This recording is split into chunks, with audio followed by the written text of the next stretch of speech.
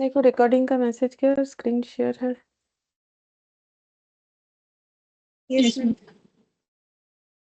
ठीक है, तो ये हम लोग का बाकी है। ठीक है, प्रैक्टिकल क्वेश्चन 17, 13 इलास्ट्रेशन, जिसमें से देखो इलास्ट्रेशन 6, 5 और 13 ड्रॉ जो है वो उतना भी इम्पोर्टेंट नहीं है, नहीं आता है। ठीक है, पहले हम लोग जो इम्पोर्टेंट है वो कंप्लीट करेंगे, अगर समय होगा तो वो ड्रॉ दिखा देंगे।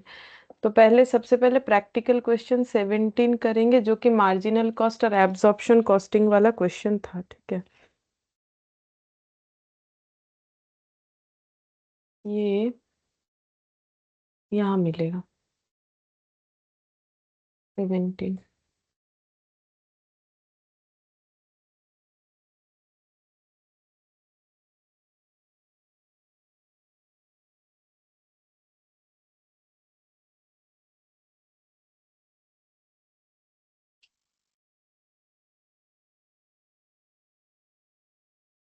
हम्म तो क्वेश्चन तो पढ़ लेंगे। करने क्या बोला है देखो हम लोग को, वही कि marginal calculate the profit for the year by absorption costing method और मार्जिनल कॉस्टिंग मेथड। ठीक है, और बोला है explain the difference in the profit, और प्रॉफिट में डिफरेंसेस क्यों आया वो भी हमें बताने के लिए बोला है। ठीक है, देखो।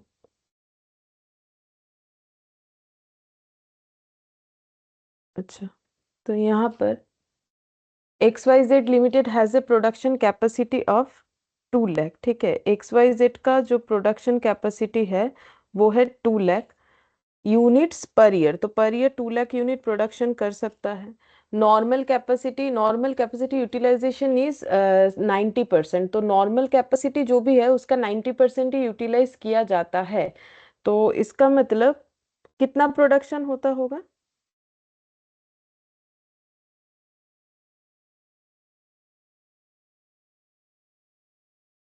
2 लाख तो है नॉर्मल कैपेसिटी, है ना, पर ईयर। तो 90% अगर यूटिल 1,80,000 होना चाहिए। ठीक है, अच्छा।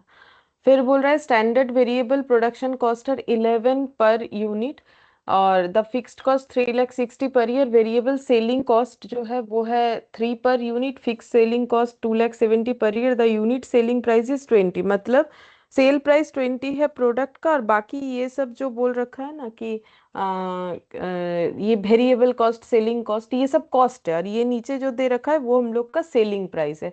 अच्छा, फिर बोल रहे हैं in the year ended 31 March the production was 1,60,000 unit. Production हुआ है 1,60,000 units and the sales were 1,50,000 unit. The closing inventory 31 March 20,000। The actual variable production cost for the year 35,000 higher than the standard. ठीक है, standard से ज्यादा। अच्छा, ठीक है,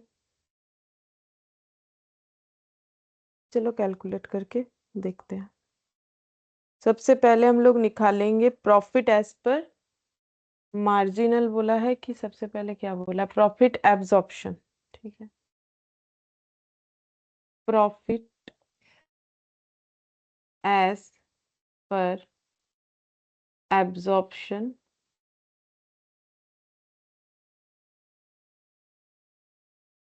costing कैसे होगा, जैसे हम लोगों ने स्टेटमेंट फॉर्मेट में बनाया। सबसे पहले आ जाएगा सेल्स।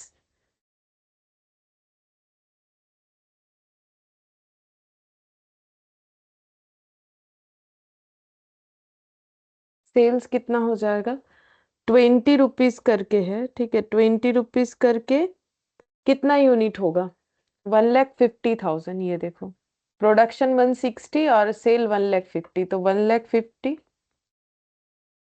इंटू 20 कितना हो जाएगा, 30 लाख। अच्छा, इसके बाद क्योंकि एब्जॉर्प्शन कॉस्टिंग मेथड है तो यहाँ पर वेरिएबल फिक्स सारा कॉस्ट प्रोडक्शन कॉस्ट में आ जाएगा। तो यहाँ पर वेरिएबल में क्या क्या था, पढ़े थे, देख लेते और एक बार पढ़ के। वेरिएबल कॉस्ट में ये यहाँ पर standard variable cost 11 rupees per unit करके, और फिक्स्ड कॉस्ट ये फिक्स्ड में देंगे, variable selling cost 3 per unit करके। ठीक है, और फिक्स सेलिंग कॉस्ट 2,70,000। तो सेलिंग कॉस्ट दो तरीके का है, फिक्स्ड वेरिएबल और एक प्रोडक्शन कॉस्ट है फिक्स्ड वेरिएबल। तो स्टैंडर्ड वेरिएबल प्रोडक्शन कॉस्ट है 11 पर यूनिट। तो वेरिएबल प्रोडक्शन कॉस्ट कितना हो जाएगा, वेरिएबल प्रोडक्शन कॉस्ट हो जाएगा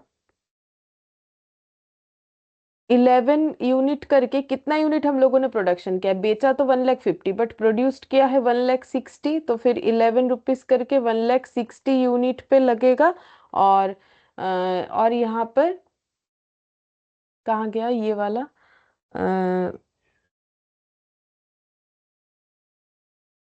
और ये वाला देखो यहाँ पर क्या बोला है, actual variable production cost for the year were 35,000 higher than the standard, लेकिन ये स्टैंडर्ड से 35,000 हायर था, ठीक है।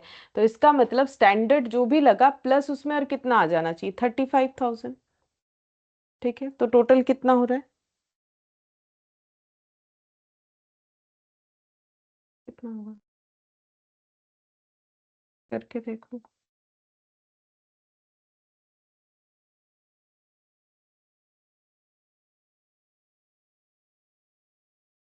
17,95,000।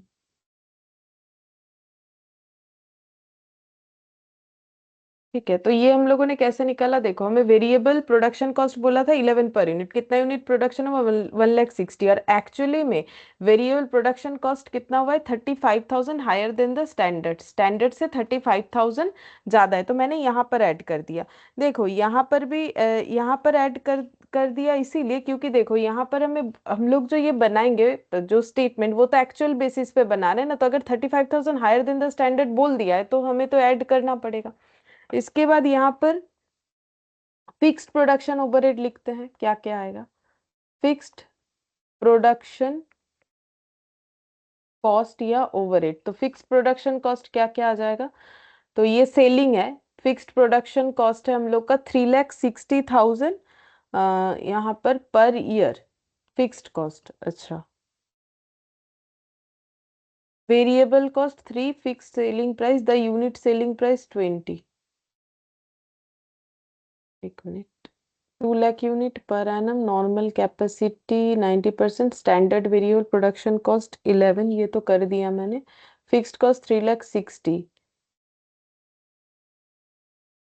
लेकिन अच्छा हाँ सॉरी, हम लोग तो एब्जॉर्प्शन कॉस्टिंग कर रहे हैं, तो हम लोग को ये निकालना पड़ेगा कि फिक्स्ड फिक्स्ड कॉस्ट को तो हमें एब्जॉर्ब करवाना पड़ेगा किसी ना किसी बेसिस पे, ठीक है। तो 1,60,000 यूनिट पे लगेगा, ठीक है, और कितना करके लगेगा, तो फिर वो हमें बजटेड जो है रेट निकालना पड़ेगा, एब्जॉर्प्शन रेट, तो यहाँ पर कर लेते हैं 1,60,000 यूनिट इंटू कितना करके होगा वो हमें निकालना पड़ेगा, तब ना पता चलेगा हम लोग का ओवर एब्जॉर्प्शन हुआ है या फिर अंडर एब्जॉर्प्शन हुआ है, ठीक है। तो कैसे करके निकालेंगे, तो देखो लास्ट क्लास में भी हम लोगों ने ये कैलकुलेट किया था, यहाँ पर अगर देखोगे बजटेड डिवाइडेड बाय ये वाला, ये देखो दिखाते,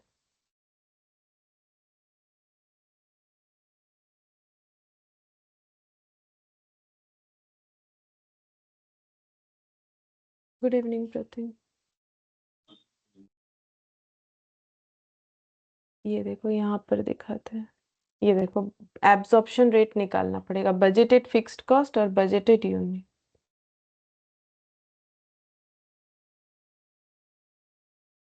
एक मिनट हाँ।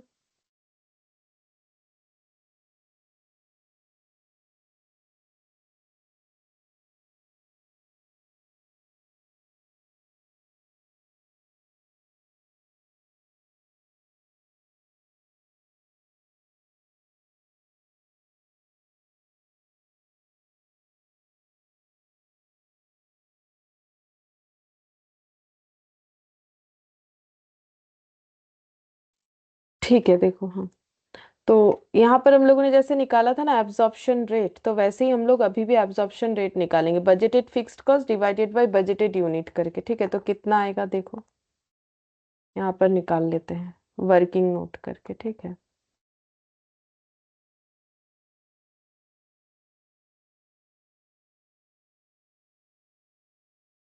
यहाँ पर हो जाएगा budgeted fixed cost divided bye budgeted unit, तो एब्जॉर्प्शन रेट पता चल जाएगा, तो बजटेड फिक्स्ड कॉस्ट कितना है देखते हैं, बजटेड फिक्स्ड कॉस्ट है हम लोग का 3,60,000,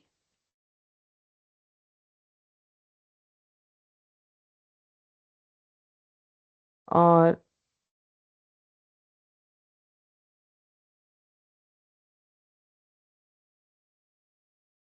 बजटेड यूनिट, बजटेड यूनिट कितना है? 1,60,000।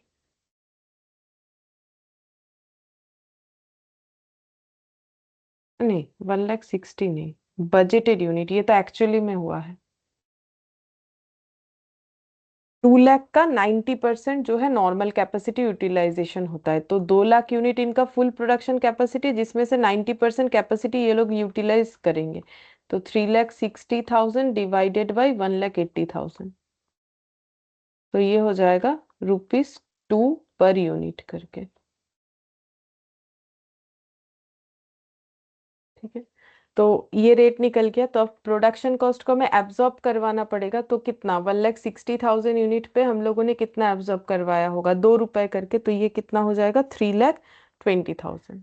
ठीक है, 3,20,000, तो ये आ जाएगा मेरा कॉस्ट ऑफ प्रोडक्शन। तो कितना आ जाएगा? 17 और 3, ये 95,000। नहीं, 95 तो नहीं होगा, कितना हो रहा है? 3,20,000 है, मतलब 4 जीरो इधर से, 5,000, 21,15,000, ये आ रहा है। ये हो गया मेरा कॉस्ट ऑफ प्रोडक्शन। तो देखो, एब्जॉर्प्शन कॉस्टिंग में जैसा होता है वैसे ही हमें करना है ना। तो एब्जॉर्प्शन कॉस्टिंग में क्या होता है? जैसे पहले सेल लिख दिया, एक्चुअली सेल कितना हुआ? तो 1,60,000 प्रोडक्शन हुआ, 1,50,000 सेल हुआ, तो 10,000 का क्लोजिंग स्टॉक भी आएगा, वो भी याद रखना है हमें। अच्छा, सेलिंग प्राइस दिया हुआ था क्वेश्चन में, सेल्स लिख लिया। वेरिएबल प्रोडक्शन कॉस्ट में 11 रुपीज करके है, और नीचे एक इन्फॉर्मेशन दे रखा है कि एक्चुअली में 35,000 ज्यादा होना है वेरिएबल कॉस्ट, तो एक्चुअल वाला लिख लिया। फिक्स्ड प्रोडक्शन तो हम लोग क्या करवाते हैं? एस्टिमेटेड बेसिस पे एब्जॉर्ब करवाते हैं, यूनिट बेसिस पे करवाए, तो budgeted fixed cost divided bye budgeted unit, तो ₹2 पर यूनिट करके 1,60,000 पे 3,20,000 हुआ। ये हो गया कॉस्ट ऑफ प्रोडक्शन। अब इसके बाद क्या एडजस्ट करते हैं? अगर कुछ ओपनिंग स्टॉक ऑफ WIP वगैरह है, तो ओपनिंग स्टॉक है यहाँ पर दिया हुआ था, ओपनिंग स्टॉक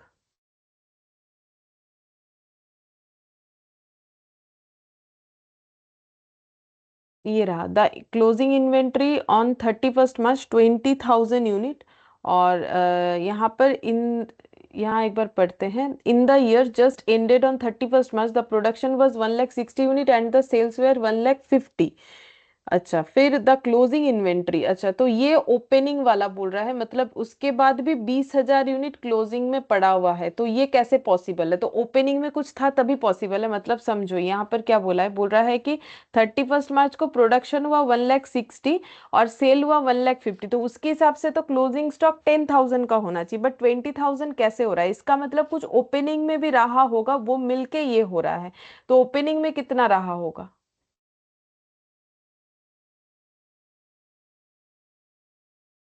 मतलब 10,000 ना, 10,000, 1,60,000 मैंने प्रोडक्शन किया, 1,50,000 बेच दिया, क्लोजिंग स्टॉक 10 होना चाहिए, क्लोजिंग स्टॉक 20 कहाँ से हो रहा है? तो ओपनिंग कुछ रहा होगा, तो ओपनिंग स्टॉक हो गया मेरा 10,000। ठीक है, अब इस पे हम जो कॉस्ट लगाएंगे वो कितना हो जाएगा?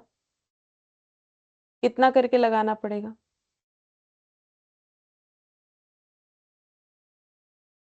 कितना करके होगा? बोलो कितना आएगा?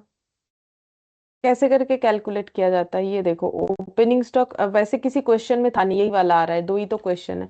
तो ये देखो, यहाँ पर ओपनिंग स्टॉक को हम लोग कैसे वैल्यू करेंगे? अगर हमारे पास कुछ डेटा अवेलेबल होता प्रीवियस कि हाँ इस तरीके से ये खर्चा हुआ था प्रीवियसली, तो हम लोग वो ले सकते थे। क्योंकि हमारे पास कोई डेटा अवेलेबल नहीं है, तो हम लोग करेंटली जो कॉस्ट ऑफ प्रोडक्शन हमारा चल रहा है उसी के बेसिस पे कर देंगे, वो वही पर यूनिट के बेसिस पे। तो यहाँ पर 11 और यहाँ पर 2, तो मिला के कितना हो जाएगा? 13। मतलब जब मेरे पास कुछ अवेलेबिलिटी है नहीं प्रीवियस ईयर का या प्रीवियस पीरियड के डेटा का, तो मुझे करंट पीरियड का लेना पड़ेगा, तो 11 और 2 13। ठीक है, अच्छा अब कितना आ रहा है ये वाला? क्योंकि यहाँ तो मतलब फिक्स्ड वेरिएबल 38। तो हाँ, अब यहाँ पर तो देखो फिक्स्ड वेरिएबल दोनों एक साथ आता है ना, तो इसलिए मैंने दोनों को एक साथ दे दिया। और ये तो एक्चुअली में हायर हुआ है, तो ये इस पीरियड में एक्स्ट्रा हुआ है। देखो ये जो 35,000, इसका इम्पैक्ट क्यों नहीं हुआ? क्योंकि ये इस पीरियड में एक्स्ट्रा हुआ है, इसीलिए। ठीक है, तो यहाँ पर अगर हम लोग करेंगे तो प्रीवियस पीरियड का, तो प्रीवियस में तो ये ज्यादा नहीं हुआ था ना, तो इसलिए इसका इम्पैक्ट नहीं आया, नहीं तो इसका इम्पैक्ट भी आना चाहिए था। तो at the rate of 11 variable at the rate of two fix, तो दोनों मिला के 13, तो 13 होने से 1,30,000 हो गया। और लेस कर देंगे क्लोजिंग स्टॉक, तो क्लोजिंग स्टॉक भी है, क्लोजिंग स्टॉक हम लोग का कितना है, क्लोजिंग स्टॉक है 20,000, ठीक है। तो 20,000 यूनिट का निकालना पड़ेगा। तो हम लोग का ये जो खर्चा निकल के आया है, ये 1,60,000 का खर्चा निकल के आया, कितना आया है, 21,15,000, ये 21 है, ठीक है। तो ये देखो 21,15,000 ये खर्चा है 1,60,000 का, क्योंकि इतना यूनिट जो है कॉस्ट ऑफ प्रोडक्शन, तो इतना प्रोडक्शन यूनिट का हो गया, ठीक है, इनटू 20,000, तो कितना आएगा, क्योंकि क्लोजिंग स्टॉक करेंट पीरियड का होता है, तो करेंट पीरियड में टोटल 21,15,000 का खर्चा करके 1,60,000 यूनिट प्रोड्यूस्ड हुआ है, तो पर यूनिट कैसे निकलेगा, ये डिवाइडेड बाय ये वाला डेटा इंटू 20,000 करने से 20,000 का खर्चा निकल के आ जाएगा, कितना आ रहा है, मतलब कॉस्ट इसको बनाने का 2,64,375। 264,375, ये मैंने ऐसे कर दिया, ठीक है। मतलब क्लोजिंग स्टॉक लेस होगा, तो ये नेट करके बता दो कितना आ रहा है, तो आ जाएगा COGS, मतलब cost of goods sold.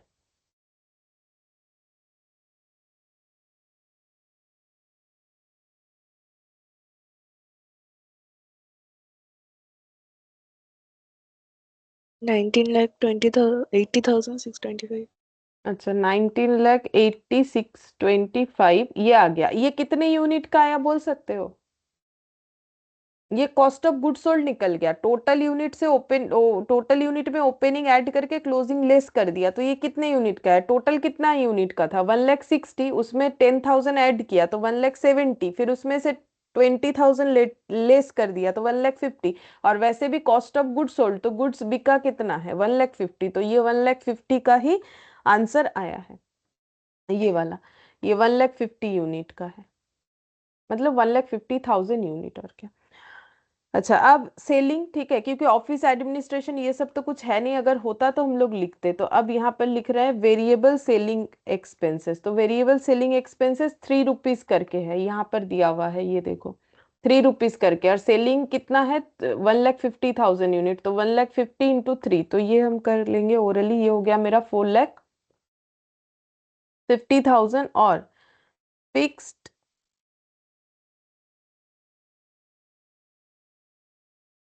Selling expense, fix selling expenses कितना हो जाएगा, ये है मेरा 2,70,000, ठीक है। इसको तो डायरेक्टली लिखना पड़ेगा 2,70,000, तो टोटल कॉस्ट ऑफ सेल्स कितना आ रहा है देखो,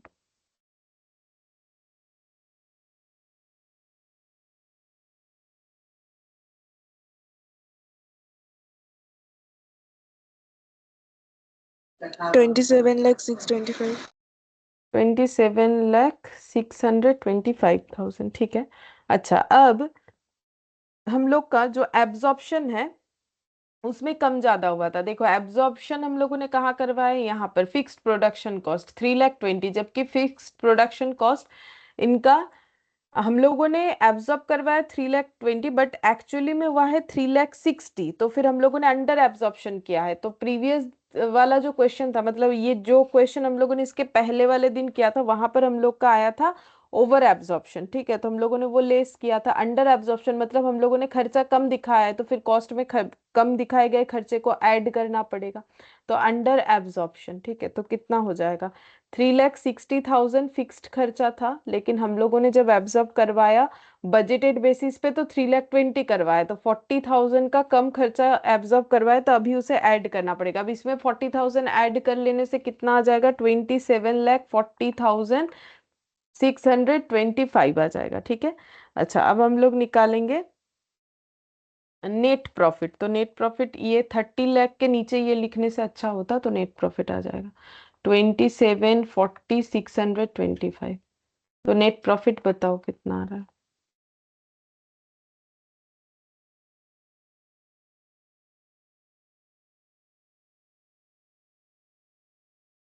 कितना आ रहा है, -30 लाख करके बताना पड़ेगा और कुछ नहीं।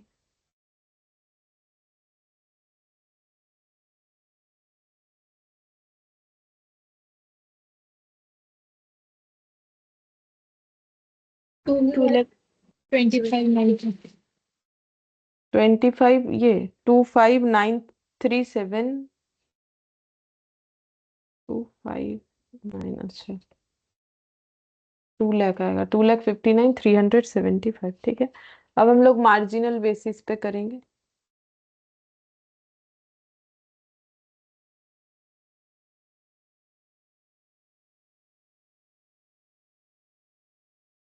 सेल्स तो सेल्स तो उतना ही रहेगा जितना एब्जॉर्प्शन बेसिस पे है 1,50,000 इंटू 20 30 लाख।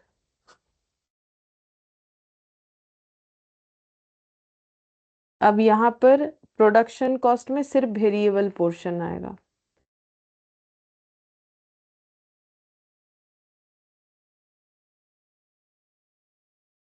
तो क्या आएगा यहाँ से देख के भी लिख सकते हैं, वेरिएबल प्रोडक्शन कॉस्ट आ जाएगा 11 1,60,000 और 35,000 सेम यही वाला होगा 17,95,000 देख देख के बस लिख देना है।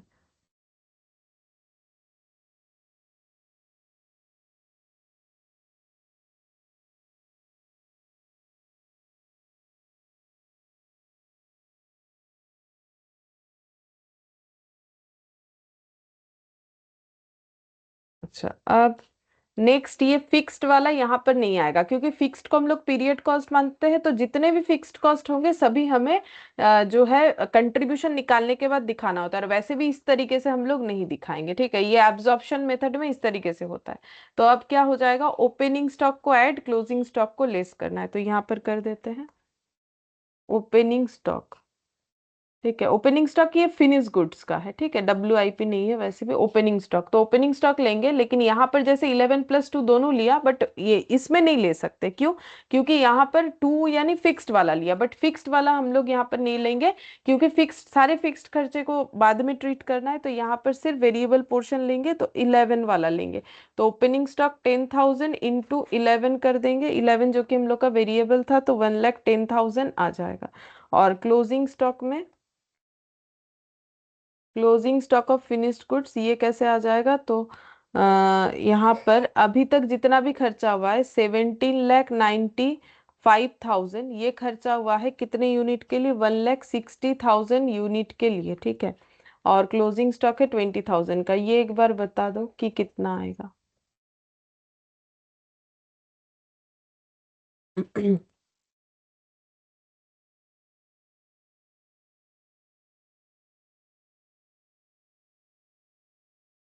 2,24,370.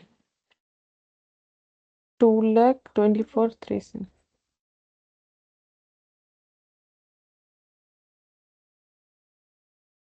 तो ये आ जाएगा variable cost of goods sold.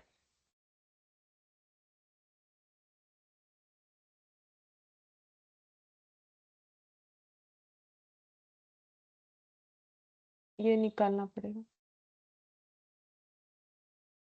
आ रहा है। फिर सेम इसी तरीके से वेरिएबल सेलिंग प्राइस लेंगे 1,50,000 इंटू 3, तो ये निकालो कितना हो रहा है। 16,80,625. 16,80,625 variable selling cost 1,50,000 into 3 4,50,000 add कर देंगे, वेरिएबल कॉस्ट ऑफ सेल्स आ जाएगा, तो कितना होगा।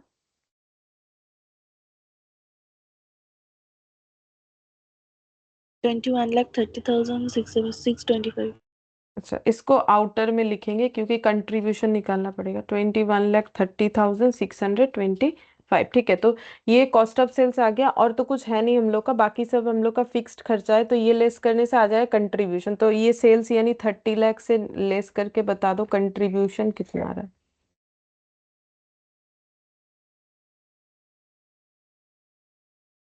8,69,375. 869375 अच्छा अब लेस करेंगे सारे फिक्स्ड कॉस्ट। सारे फिक्स्ड कॉस्ट में क्या क्या आएगा, इधर से देखो, दो फिक्स्ड कॉस्ट, एक फिक्स्ड सेलिंग एक्सपेंसेस जो कि 2,70,000 आएगा, और एक हो जाएगा फिक्स्ड प्रोडक्शन कॉस्ट जो हमें डायरेक्टली ये लेना है 3,60,000 लेना है। यहाँ जो ओवर अंडर एब्जॉर्प्शन करके इसका इम्पैक्ट आता है ना, जैसे यहाँ 40,000 और यहाँ पर 3,20,000, ठीक है, तो 3,60,000 हो रहा है। यहाँ पर देते हैं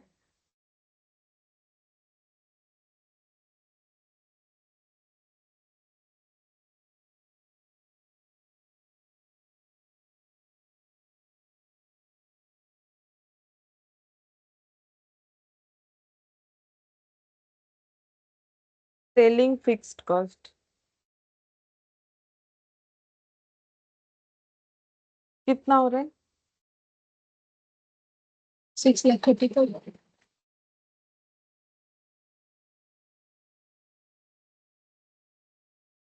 लेस करके बोलो नेट प्रॉफिट कितना आ रहा है? 2,39,375। ठीक है, तो ये आ गया 2,39,375। अच्छा, अब ये जो डिफरेंसेस आया ये क्यों आया ये बताना है। Difference in the profit.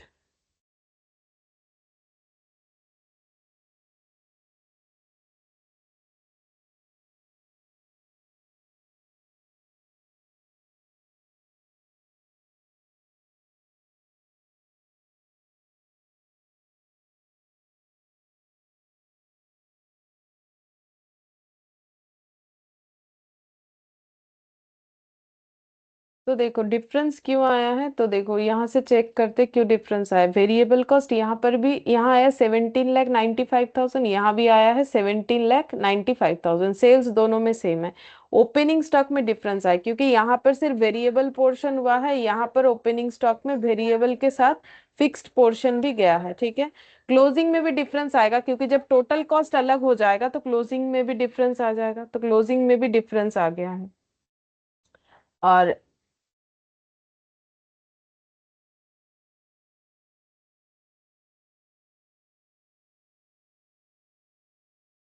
यहाँ पर लिखते हैं,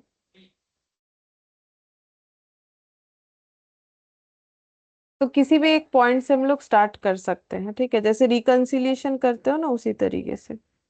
profit as per absorption costing 259,375।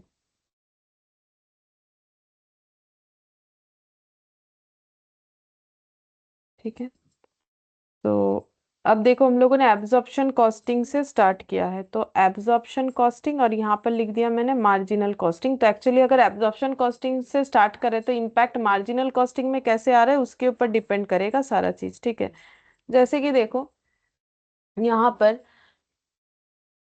सबसे पहला डिफरेंस है हम लोग का ये वाला,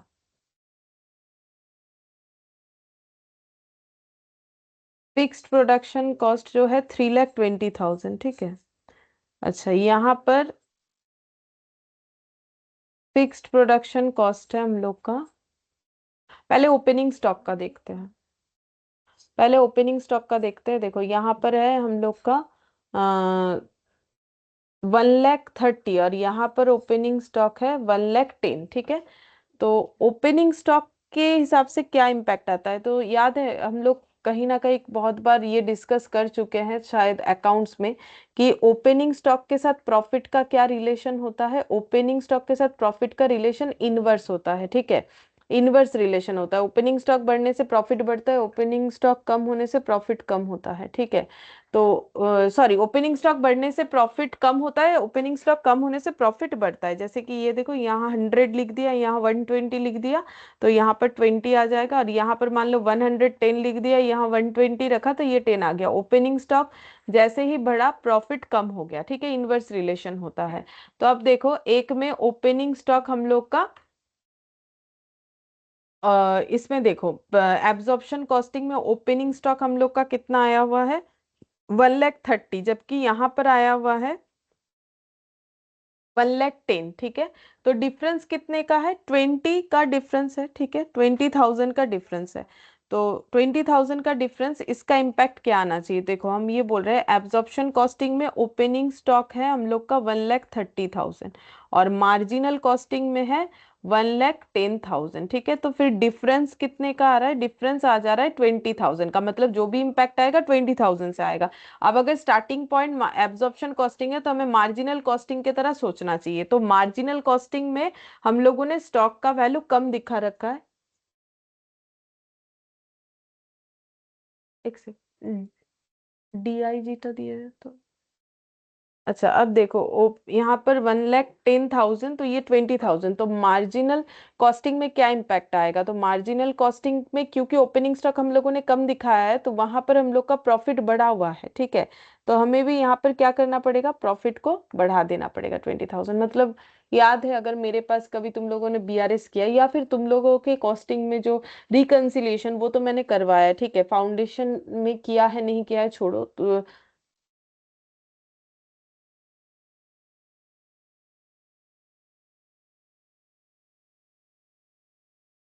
तो यहाँ पर देखो ये हो जाएगा हम लोग का ऐड। क्यों? क्योंकि 20,000 का डिफरेंस, अब 20,000 ऐड करना है कि लेस ऐड करना है? क्यों? क्योंकि एब्जॉर्प्शन कॉस्टिंग है तो मुझे मार्जिनल कॉस्टिंग के हिसाब से सोचना है। तो मार्जिनल कॉस्टिंग में 20,000 से क्या इम्पैक्ट है? क्योंकि मार्जिनल कॉस्टिंग में ओपनिंग स्टॉक कम दिख रहा है तो 20,000 से प्रॉफिट बढ़ा हुआ है, तो यहाँ पर हमें इसको ऐड करना चाहिए।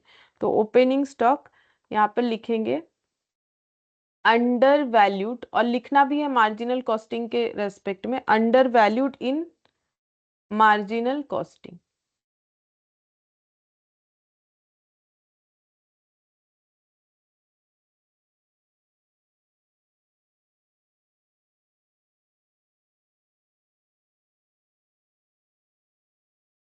अच्छा, अब नेक्स्ट देखते हैं यहाँ पर।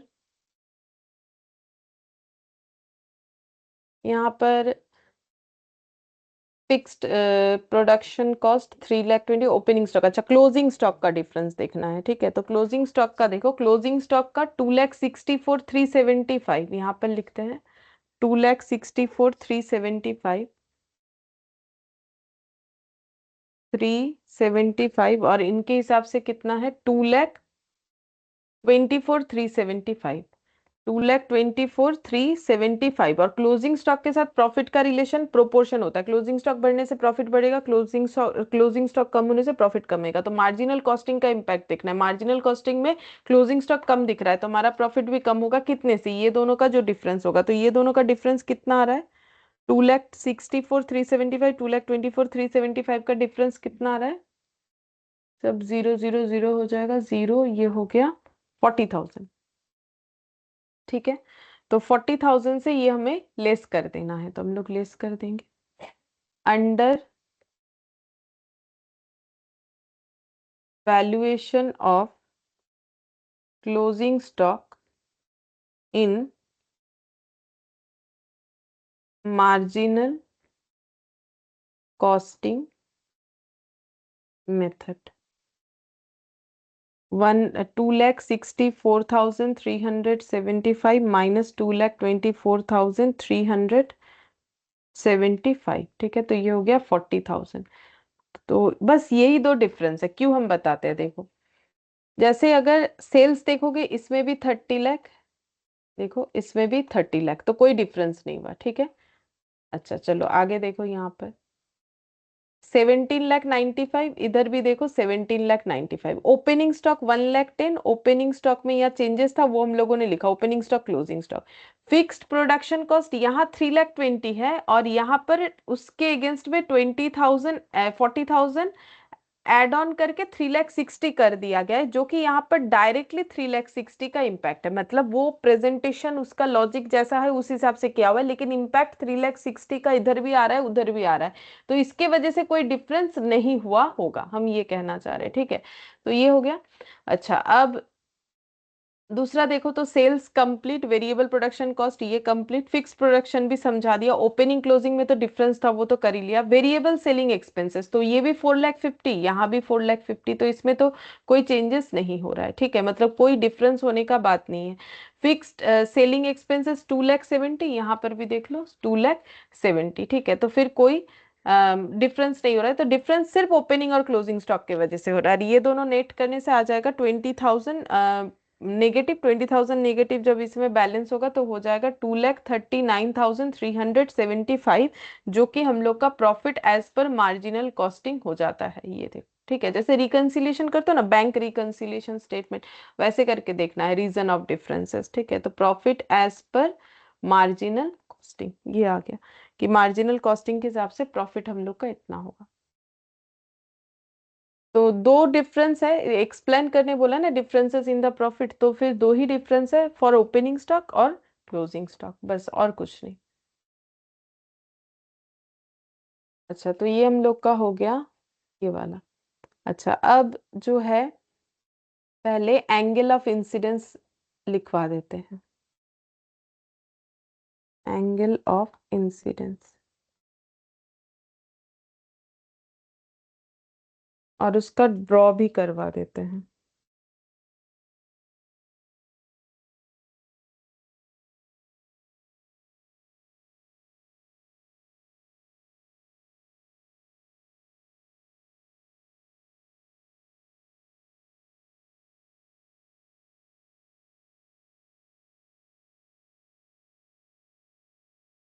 अच्छा, लिखो angle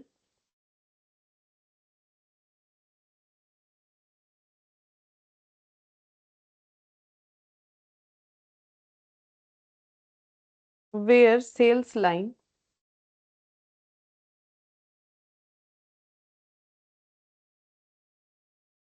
cuts the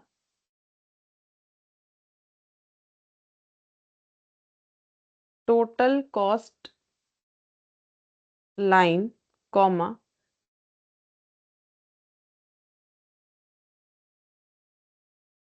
this indicates profit earning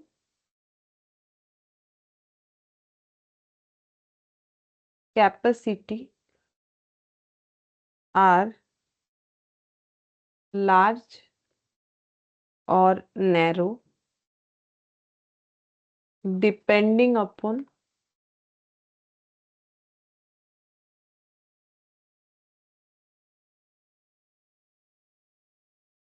narrow or largeness of angle। ठीक है, अच्छा, तो ड्रॉ कैसे होगा? तो पहले एक्स और वाई एक्सिस मैंने बना लिया, ये हो गया एक्स और ये हो गया वाई। इस एक्सिस में हम लोग आउटपुट को रखते हैं यूनिट में जो होगा, और यहाँ पर हम लोग सेल्स एंड कॉस्ट जो कि रुपीज में होगा, सेल्स एंड कॉस्ट, ठीक है, जो कि रुपीज में होगा। अच्छा, अब देखो यहाँ पर हमें क्या क्या ड्रॉ करना है, हमें देखना है कि एंगल ऑफ इंसिडेंस क्या होता है। तो एंगल ऑफ इंसिडेंस क्या है? जहां पर सेल्स लाइन कट करता है टोटल कॉस्ट लाइन को, तो हमें टोटल कॉस्ट लाइन चाहिए। टोटल कॉस्ट लाइन का मतलब फिक्स्ड और वेरिएबल कॉस्ट का टोटल करने से जो आता है, उससे जो उस पॉइंट से जो भी लाइन हमारा बनेगा। तो सबसे पहला है फिक्स्ड कॉस्ट। तो मान लेते हैं कि मेरा फिक्स्ड कॉस्ट जो है वो ये वाला, मतलब ये यहाँ पर जो यूनिट रुपीज है ना, मान लो यहाँ पर जो भी रुपीज है, जैसे कि 10 20 करके जाओगे तो यहाँ इस पॉइंट में जो भी रुपीज है ये मेरा फिक्स्ड कॉस्ट है। तो फिक्स्ड कॉस्ट एक ऐसा कॉस्ट है कि आउटपुट कितना भी हो, ठीक है, आउटपुट यहाँ हो यहाँ हो यहाँ हो, ठीक है, आउटपुट कितना भी यूनिट क्यों ना हो, मेरा फिक्स्ड कॉस्ट हमेशा सेम रहेगा। तो इतना आउटपुट में भी इतना, इतने आउटपुट में भी इतना, तो मेरा फिक्स्ड कॉस्ट का लाइन अगर हम ड्रॉ करते हैं तो वो कुछ इस तरीके से दिखाते हैं ऐसे, ठीक है, फिक्स्ड कॉस्ट का लाइन हम लोग का इस तरीके से दिखेगा। अच्छा, अब रहा बात कि वेरिएबल कॉस्ट और टोटल कॉस्ट का कैसे होगा। तो वेरिएबल कॉस्ट क्या होता है? जैसे जैसे आउटपुट बढ़ेगा वेरिएबल कॉस्ट बढ़ेगा, तो आउटपुट के हिसाब से वेरिएबल कॉस्ट हमारा ऐसे बढ़ता जाएगा। तो ये हो गया वेरिएबल कॉस्ट वाला लाइन, ग्रीन वाला, ठीक है। ये फिक्स्ड कॉस्ट हो गया। तो वेरिएबल कॉस्ट ऐसा क्यों हुआ? क्योंकि जैसे जैसे आउटपुट इंक्रीज होगा मेरा वेरिएबल कॉस्ट बढ़ेगा, लेकिन फिक्स्ड कॉस्ट हमेशा फिक्स्ड रहेगा। अब टोटल कॉस्ट कहाँ हो जाएगा? टोटल कॉस्ट का मतलब हो जाता है फिक्स्ड और वेरिएबल, ये वाला लेते हैं। टोटल कॉस्ट का मतलब हो जाता है fixed cost plus variable cost, ठीक है। तो टोटल कॉस्ट का लाइन हम लोग का कैसे हो जाएगा? टोटल कॉस्ट का लाइन हम लोग का इस तरीके से जाए, मतलब ये थोड़ा सा और ऊपर होने से बेटर होगा, ऐसे। ऐसे कर देते हैं, वेरिएबल कॉस्ट, ठीक है, ये बढ़ा देते हैं। अब टोटल कॉस्ट का लाइन ये ऊपर से क्यों जा रहा है?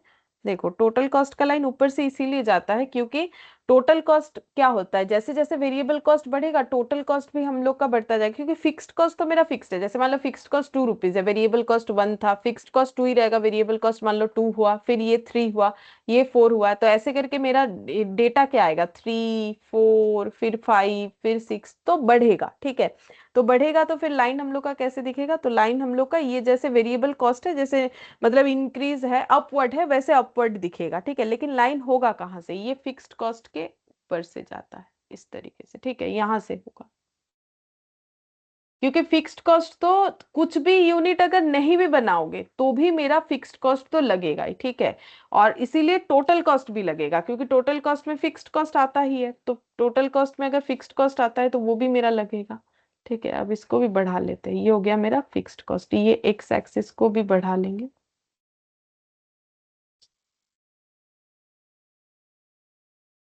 ठीक है।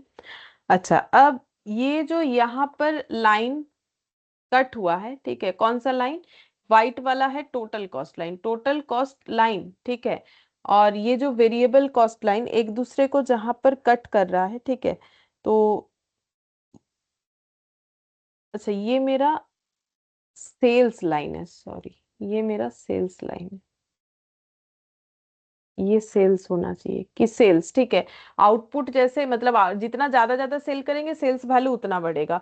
और ये फिक्स्ड कॉस्ट का लाइन जो कि फिक्स्ड रहेगा, टोटल कॉस्ट का लाइन यहाँ से जाएगा, ठीक है। अब सेल्स लाइन जहां पर टोटल कॉस्ट लाइन को कट करेगा, ठीक है, वहां पर ये जो पॉइंट बन रहा है इसको हम लोग बोलते हैं ब्रेक इवन पॉइंट, ठीक है। ये ब्रेक इवन पॉइंट हो जाएगा, इसको हम ये वाले कलर से कर दे, ये वाला, तो ये वाला हो गया मेरा ब्रेक इवन पॉइंट, ठीक है। इधर से देखेंगे तो ब्रेक इवन पॉइंट, और इधर से अगर देखेंगे तो ब्रेक इवन सेल्स हो जाएगा, ये हो गया मेरा ब्रेक इवन सेल्स, ये रुपीज में आ रहा है, और इधर से देखेंगे तो ब्रेक इवन पॉइंट मतलब मेरा यूनिट में आएगा, ठीक है, यूनिट में आएगा।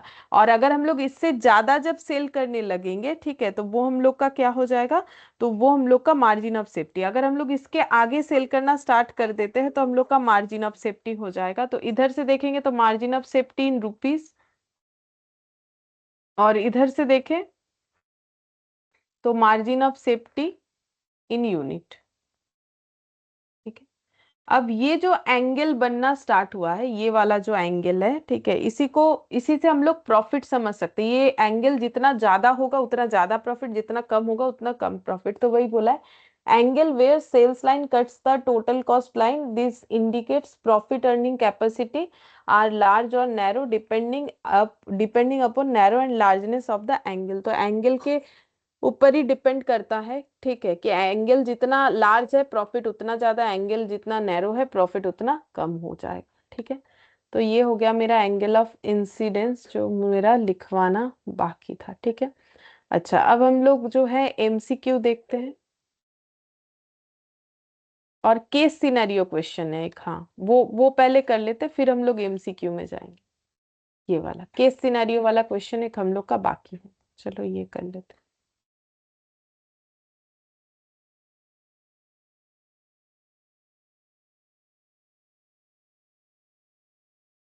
अच्छा, इसमें क्या बोला है, देखो बोल रहा है a meeting of the head of department of Arnab limited has been called to review the operating performance of the company in the last financial year. तो बोल रहा है एक मीटिंग बुलाया गया है हेड ऑफ द डिपार्टमेंट से, अर्नब लिमिटेड जिस कंपनी के बारे में बात हो रहा है, इस कंपनी के हेड ऑफ द डिपार्टमेंट ने कोई मीटिंग बुलवाया है, ठीक है, ताकि वो परफॉर्मेंस को रिव्यू कर पाए लास्ट फाइनेंशियल ईयर का। The head of the production department appraised that during the last year the company could operate 70% capacity level, but in the coming financial year 95% capacity level can be achieved if the additional amount of 100 crore on capex and मतलब capital and working capital is इनकट। अच्छा, तो बोल रहा है कि company जो है लास्ट ईयर 70% कैपेसिटी पे काम किया, तो इंफॉर्मेशन लिख लेते हैं, लास्ट ईयर जो कैपेसिटी यूटिलाइजेशन है, लास्ट ईयर 70% कैपेसिटी यूटिलाइज है, ठीक है।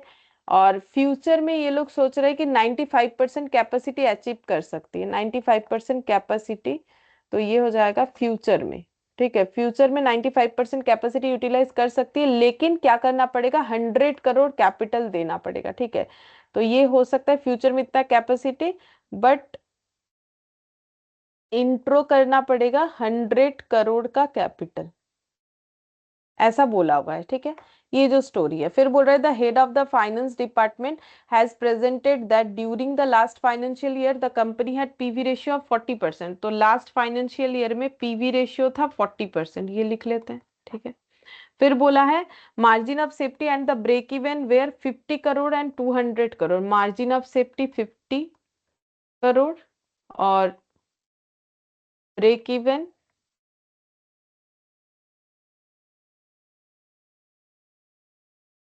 200 करोड़, ये प्रीवियस ईयर का था। ठीक है, फिर बोल रहा है to the reply to the proposal of increasing the production capacity level to 95%, the head of the finance department has inform that this could be achieved if the selling price and variable cost are reduce by 8% and 5% of sales.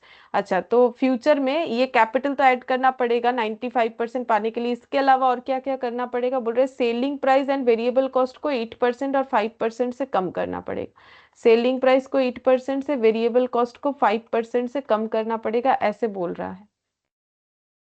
अच्छा, fixed cost will also increase by 20 crore. Fixed cost को increase करना पड़ेगा, increase होगा 20 करोड़ से। अच्छा, फिर बोल रहा है due to increase depreciation on additional asset. अच्छा, ये फिक्स्ड कॉस्ट क्यों बढ़ रहा है? नॉर्मली तो देखो फिक्स्ड कॉस्ट को बढ़ाने का कोई मतलब बढ़ाने का कोई सोचता नहीं है, क्योंकि फिक्स्ड कॉस्ट बढ़ने से तो बहुत मुश्किल होता है ना, लेकिन अब यहाँ पर बढ़ेगा ही बढ़ेगा। क्यों बढ़ेगा बोल रहा है, क्योंकि एडिशनल एसेट आ रहा है तो उस पर डिप्रिशिएशन, इसका मतलब ये डिप्रिशिएशन का अमाउंट है 20 crore. Additional capital will be arranged at a cost of 15% per annum from bank. तो ये जो कैपिटल का जरूरत है ना 100 करोड़, ये कहाँ से आएगा? बैंक से लोन लेके आएगा, जिसके वजह से बैंक को 15% इंटरेस्ट देना पड़ेगा। इसको बोलते हैं ना कॉस्ट ऑफ कैपिटल। तो कॉस्ट ऑफ कैपिटल हो जाएगा 15% पर एनम करके। तो ये भी मेरा फिक्स्ड खर्चा हो गया, क्योंकि इंटरेस्ट का खर्चा मेरा फिक्स्ड होता है। तो ये कुछ इंफॉर्मेशन मिल गया। अब आगे क्या बोला है? अच्छा, और भी है। In the coming financial year it has been aimed to achieve an additional profit 10 crore over and above the last year profit after adjusting the interest cost on additional capital. अच्छा, तो नेट प्रॉफिट लिख सकते हैं। Net profit इनका सोचना है कि 10 करोड़ ज्यादा होना चाहिए प्रीवियस ईयर से। ठीक है, अब सारे चीजों का एडजस्ट करने के बाद ये 10 करोड़ एक्स्ट्रा होना चाहिए। Following point is required to be calculated on urgent basis to put the same in the meeting. You being an assistant to head of the finance has been asked the following. ठीक है, मतलब पूछ रहा है कि हमें ये सारी चीजों का आंसर बताने के लिए बोला है कि बोलो अगर ये सारे कंडीशन है तो क्या क्या होगा। ठीक है, चलो देखते हैं। सबसे पहले हम लोग को पूछा है what will be the revised sales for the coming financial year. ठीक है, तो जो नया फाइनेंशियल ईयर आ रहा है, मतलब ये वाला, तो यहाँ पर सेल का क्वांटिटी क्या होना चाहिए, तो कैसे निकालेंगे? तो यहाँ पर देखो ऐसे निकाल सकते हैं। डिजायर सेल हम लोग कैसे निकालते हैं? डिजायर सेल्स हम लोग का क्या होता है? डिजायर सेल्स हम लोग का ऐसे हो जाएगा, ये देखो, fixed cost plus desired profit divided by PV ratio. ये करने से हमें पता चल जाएगा कि कितना होना चाहिए। ये फॉर्मूला मैंने लिखवाया हुआ है, इस तरीके से कर सकते हैं, या फिर अगर सेल पता करना है तो ऐसे भी कर सकते हैं। Total sales minus total cost equal to हो जाता है प्रॉफिट। ठीक है, अब इस तरीके से इसको भी डिस्ट्रीब्यूट करके किया जा सकता है, लेकिन उसपे भी वही सेम ही आएगा। जैसे देखो, तो ये टोटल सेल्स माइनस क्या हो जाएगा, फिक्स्ड कॉस्ट, और minus variable cost equal to profit होता है। अब total sales minus variable cost हो जाएगा प्रॉफिट प्लस फिक्स्ड कॉस्ट, तो वही हो गया प्रॉफिट प्लस डिजायर प्रॉफिट और फिक्स्ड कॉस्ट। ठीक है, तो अब यहाँ पर सेल्स मुझे निकालना है, तो सेल्स इक्वल टू ये देखो, अब यहाँ पर जो दिया हुआ है ना कि अब सेल्स माइनस वेरिएबल कॉस्ट का मतलब क्या होता है? कंट्रीब्यूशन होता है। ठीक है, कंट्रीब्यूशन होता है। तो ये देखो, अगर हम लोग सेल के साथ पीवी रेशियो मल्टीप्लाई करेंगे तो हमारा कंट्रीब्यूशन ही आएगा। तो हम लोग बोल सकते हैं contribution profit plus fixed cost, मतलब उसी फॉर्मूले से आया। बाकी ये फॉर्मूला लिखवाया हुआ है, हम लोगों ने यूज भी किया है काफी जगह पे। ठीक है, तो इस फॉर्मूले से निकल जाएगा, क्योंकि हमें तो पूछा है ना कि सेल कितना होना चाहिए, तो इस तरीके से। तो यहाँ पर कितना कितना अमाउंट आ जाएगा? सबसे पहला बात है कि प्रॉफिट हम लोग का कितना होना चाहिए, बोला था कि प्रीवियसली जो प्रॉफिट हो रहा है उससे 10 करोड़ ज्यादा होना चाहिए। तो प्रीवियस प्रॉफिट कितना हुआ है हमें नहीं पता, हमें प्रीवियस ईयर का डेटा इतना ही पता है कि 70% कैपेसिटी पे काम होता था, PV ratio 40%, margin of safety 50 crore और ब्रेक इवन सेल्स 200 करोड़। ठीक है, अब ये जो इन्फॉर्मेशन है इससे जो निकालना है वो निकालना पड़ेगा। तो प्रीवियस फिक्स्ड कॉस्ट पता चलेगा तो करेंट फिक्स्ड कॉस्ट निकाल लेंगे 20 करोड़ ऐड करके। प्रीवियस प्रॉफिट पता चलेगा तो करेंट प्रॉफिट 10 करोड़ ऐड करके निकाल देंगे। तो मुझे इसका मतलब सारा जो है प्रीवियस ईयर का डेटा फाइंड आउट करके देखना पड़ेगा कितना कितना आ रहा है। ठीक है, तो देखते हैं कितना आ रहा है। तो देखते हैं प्रीवियस ईयर का जो डेटा अवेलेबल है उससे हम लोग क्या निकाल सकते हैं। तो सबसे पहले यहाँ पर कर लेते हैं, हम लोग को दिया हुआ है टोटल सेल्स, हम लोग निकाल सकते हैं कैसे। टोटल सेल्स हम लोग का हो जाएगा break even sales plus margin of safety. ठीक है, मेरा डेटा सारा इधर रह गया। तो ब्रेक इवन सेल्स है मेरा 200 करोड़ और मार्जिन ऑफ सेफ्टी है 50। अच्छा, तो ये हो जाएगा 200 और 50। तो ये हो गया मेरा 250 करोड़। ठीक है, अच्छा, पीवी रेशियो बोला था 40%। ठीक है, तो फिर सीवी रेशियो हो जाएगा 60%। तो वेरिएबल कॉस्ट निकाल ले इससे, प्रीवियस ईयर का वेरिएबल कॉस्ट। तो वेरिएबल कॉस्ट हो जाएगा यही तो, कॉस्ट वॉल्यूम रेशियो मतलब ही तो वेरिएबल कॉस्ट। तो वेरिएबल कॉस्ट कितना हो जाएगा, ये सब होता है सेल के ऊपर, 60% ऑफ सेल। तो सेल मेरा 250 करोड़ है, तो 250 करोड़ के ऊपर 60% करने से वेरिएबल कॉस्ट आ जाएगा प्रीवियस ईयर का कितना आ रहा है, 150। 150 करोड़। ठीक है, अच्छा, अब हम लोग फिक्स्ड कॉस्ट भी निकाल लेते। फिक्स्ड कॉस्ट कैसे निकालेंगे, फिक्स्ड कॉस्ट निकालने के लिए ब्रेक इवन सेल से निकाल सकते हैं। ब्रेक इवन सेल्स का मतलब होता है fixed cost divided by PV ratio. ठीक है, तो जिसमें से ब्रेक इवन सेल्स मुझे पता है 200 करोड़, फिक्स्ड कॉस्ट और पीवी रेशियो 40% ये भी पता है। तो देयरफॉर फिक्स्ड कॉस्ट हो जाएगा 200 करोड़ का 40%, तो ये हो जाएगा 80 करोड़। ठीक है, 80 करोड़। तो फिर हम लोग करेंट ईयर वाला सब निकाल सकते हैं जो भी डेटा हमें मिल जा रहा है। तो टोटल कॉस्ट निकालते हैं। टोटल कॉस्ट हो जाएगा प्रीवियस ईयर का fixed cost plus variable cost. Fixed cost है 80 और वेरिएबल कॉस्ट है 150, तो कितना हो जाएगा 230 करोड़। ठीक है, और प्रीवियस ईयर का प्रॉफिट भी निकाल लेना चाहिए, प्रॉफिट तो जरूरी है। तो प्रॉफिट हो जाएगा सेल्स माइनस टोटल कॉस्ट। तो टोटल कॉस्ट 230 करोड़ और टोटल सेल्स 250 करोड़, तो ये हो जाएगा 20 करोड़। तो अब हम लोग कर सकते हैं देखो कैलकुलेशन। तो जो हम लोग का करेंट ईयर मतलब जो एस्टिमेशन है, तो करेंट ईयर का फिक्स्ड कॉस्ट कितना होगा। तो हमें करेंट ईयर का फिक्स्ड कॉस्ट कितना होगा, क्या बोला था देखो, बोला था कि करेंट ईयर का फिक्स्ड कॉस्ट हम लोग का बढ़ना चाहिए 20 करोड़ से, प्लस ये 15% ये जो एडिशनल कैपिटल के लिए जो इंटरेस्ट लगेगा उसके लिए। ठीक है, तो यहाँ पर लिखते हैं प्रेजेंट फिक्स्ड कॉस्ट कितना है 80 crore, plus increase in fixed cost. जो प्रोपोजल है उसके हिसाब से फिक्स्ड कॉस्ट कितना इंक्रीज होगा 20 करोड़। ये देखो ना यहाँ पर लिख रखा था 20 करोड़ से फिक्स्ड कॉस्ट को इंक्रीज करना है। और ये कॉस्ट ऑफ कैपिटल ये भी 15% से इंक्रीज हो जाएगा। तो हम लोग कितना एडिशनल कैपिटल लगाएंगे 100 करोड़। तो 100 करोड़ पे 15% जो है वो भी मेरे फिक्स्ड कॉस्ट में इंक्लूड हो जाएगा। तो इंटरेस्ट, इंटरेस्ट बोल के 100 करोड़ में 15%, तो 15 करोड़। ठीक है, तो टोटल रिवाइज्ड लिख देते, जो रिवाइज्ड फिक्स्ड कॉस्ट निकल रहा है प्रोपोजल के अकॉर्डिंग वो हो गया 115 करोड़। ठीक है, अच्छा, ये आ गया। और सेलिंग प्राइस देखो यहाँ पर मुझे डेटा क्या क्या चाहिए होगा, देखो मुझे फिक्स्ड कॉस्ट पता चल गया 115 करोड़। डिजायर प्रॉफिट भी हम निकाल लेंगे। डिजायर प्रॉफिट मेरा कितना हो जाएगा, देखो पहले मेरा प्रॉफिट कितना था अभी निकाला मैंने, और उसमें कितना ऐड करेंगे, प्रॉफिट कितने से बढ़ाना है, प्रॉफिट मेरा इंक्रीज होना है 10 करोड़ से। ठीक है, तो प्रॉफिट कितना आया देखो ये रहा 20 करोड़, 20 करोड़ प्लस 10 करोड़। ठीक है, ये पीवी रेशियो निकालने के लिए मुझे क्या चाहिए? पीवी रेशियो निकालने के लिए मुझे चाहिए सेल्स माइनस वेरिएबल कॉस्ट। ठीक है, मतलब contribution divided by sales into 100, ये चाहिए। ठीक है, तो फिर कंट्रीब्यूशन मुझे निकालना पड़ेगा। तो अगर हम इस साल का कंट्रीब्यूशन निकाल लेंगे तो मुझे क्या चाहिए? Sales minus variable cost. तो मान लेते हैं लेट सेलिंग प्राइस, मुझे तो नहीं पता, लेट सेलिंग प्राइस बी 100। ठीक है, अब क्योंकि मुझे बोला है सेलिंग प्राइस को मुझे क्या करना है? 8% से कम करना है, बोला था क्वेश्चन में। ये देखो मैंने यहाँ पर लिख रखा है 8% से सेलिंग प्राइस कम करना है। तो सेलिंग प्राइस 8% डिक्रीज होने के बाद कितना हो जाएगा?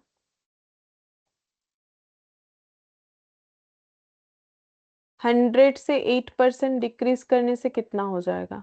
8 रुपए। 100 से 8 रुपए जाने से कितना हो जाएगा? 92 रुपीज। ठीक है, तो ये मेरा सेलिंग प्राइस हो जाएगा करंट सिचुएशन के हिसाब से। ठीक है, तो फिर वेरिएबल कॉस्ट कितना हो जाएगा? वेरिएबल कॉस्ट मेरा हो जाएगा, वेरिएबल कॉस्ट को मुझे कितना करने के लिए बोला है? रिड्यूस। ये देखो वेरिएबल कॉस्ट को मुझे 5% से रिड्यूस करना है। पहले मेरा वेरिएबल कॉस्ट कितना था? 60%, यहाँ पर निकाला ना, 60% था। तो अब 60% जो है वेरिएबल कॉस्ट को मुझे 5% से कम करने बोला है। तो देयरफॉर वेरिएबल कॉस्ट का परसेंट हो जाएगा 60 - 5, मतलब 55% ऑफ सेल्स। ठीक है, और मेरा सेल कितना है? 92। तो 92 का 55%, तो कितना हो जाएगा?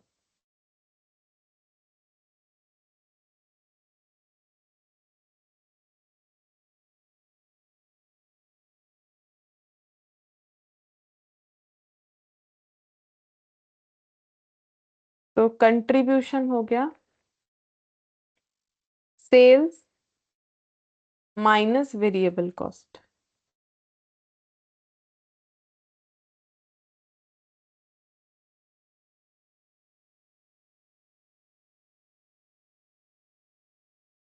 हम्म, कंट्रीब्यूशन ये आ गया। तो पीवी रेशियो नया वाला कितना आ रहा है? कंट्रीब्यूशन डिवाइडेड बाय सेल्स, जो कि 92 इंटू 100, तो 41.40 इंटू 100 डिवाइडेड बाई 92, तो ये आ रहा है 45%। ठीक है, अब यहाँ पर 45% लगा देते हैं। यही नहीं था, ये मिल गया, तो 115 प्लस 30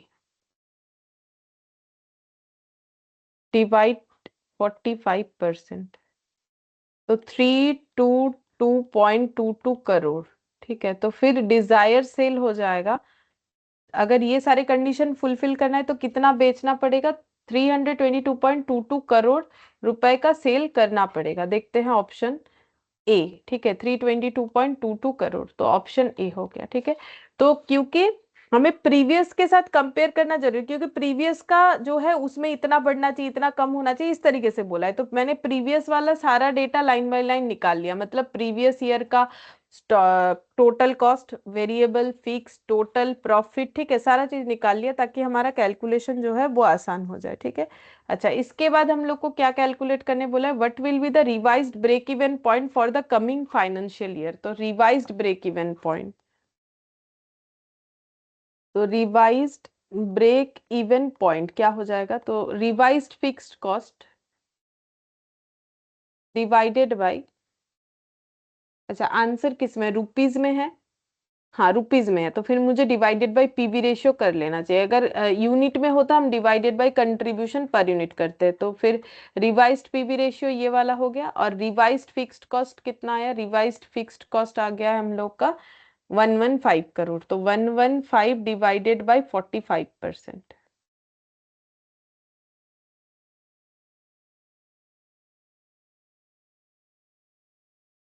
255.55 करोड़। देखते हैं ऑप्शन, मतलब ये वाला डी होगा 255.56, देख लेते एक बार। डी होगा। अच्छा, थर्ड नंबर पे देखते हैं क्या बोला है। थर्ड नंबर पे बोला है what will be the revised margin of safety. अच्छा, रिवाइज्ड मार्जिन ऑफ सेफ्टी। तो रिवाइज्ड मार्जिन ऑफ सेफ्टी, ठीक है। तो मार्जिन ऑफ सेफ्टी कैसे निकलता है? तो हम लोग रिवाइज्ड, ये एक काम कर सकते हैं ना, आसान ऐसे हो जाएगा, revised total sale minus revised break even sales, जिसमें से ब्रेक इवन सेल्स तो अभी अभी निकाला 255.55, और रिवाइज टोटल सेल कितना आया वो पहले वाले क्वेश्चन से जो आंसर आया, ये वाला 3222.22, 322.22222, 66.66 करोड़।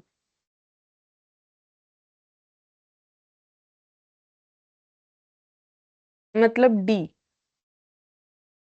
3 का भी आंसर हो गया हम लोग का डी। डी है आंसर। फोर्थ नंबर में देखते। फोर्थ नंबर में बोला है the profit of the last year and for the coming year. तो लास्ट ईयर का प्रॉफिट तो हम लोग निकाले हैं, ये पहले ही निकाल लिए। लास्ट ईयर का प्रॉफिट 20 करोड़, ठीक है। तो लास्ट ईयर का प्रॉफिट 20 करोड़, ये फोर्थ नंबर का आंसर। और लास्ट ईयर का प्रॉफिट और करेंट ईयर का प्रॉफिट, करेंट ईयर का प्रॉफिट तो नहीं निकाला, नहीं, नहीं निकाला है ना। करेंट ईयर का प्रॉफिट ये रहा, ये वाला 10 + 20, ये वाला, ये आंसर हो जाएगा फोर्थ नंबर का, ठीक है। मतलब 30 और उधर हो गया 20, मतलब ऑप्शन सी, 4 का आंसर ऑप्शन सी हो जाएगा। तो यहाँ पर लिख देते हैं ऑप्शन सी, ठीक है। 20 करोड़ हम लोग कर चुके हैं ये ऊपर, ठीक है, एंड 30 करोड़। और लास्ट है फिफ्थ नंबर। फिफ्थ नंबर में बोला है the total cost of the last year and for the coming year. अच्छा, लास्ट ईयर का कॉस्ट, लास्ट ईयर का कॉस्ट मैंने निकाल लिया था। टोटल कॉस्ट ये रहा 230 करोड़। तो 230 किसी जगह पे है, अच्छा दो तीन जगह पे है, तो दो जगह पे है, तो इसका मतलब सी डी तो होगा नहीं, या तो ए या तो बी होगा। कमिंग ईयर का टोटल कॉस्ट निकालते हैं तो पता चल जाएगा। तो रिवाइज्ड लिख लेते, रिवाइज्ड टोटल कॉस्ट, तो variable cost plus fixed cost, ठीक है। तो फिक्स्ड कॉस्ट कितना है, फिक्स्ड कॉस्ट हम लोग यहाँ निकाले थे, वो देख के लिखेंगे 115। और वेरिएबल कॉस्ट कितना हो जाएगा, वेरिएबल कॉस्ट सेल्स के ऊपर उसका परसेंटेज लेंगे, तो वेरिएबल कॉस्ट हो जाएगा, सेल्स तो 322 है, वेरिएबल कॉस्ट कितना आया था, 55% आया था ना, 60 से कम करके ये रहा 55% ऑफ सेल। तो सेल है 322.22 और 55%,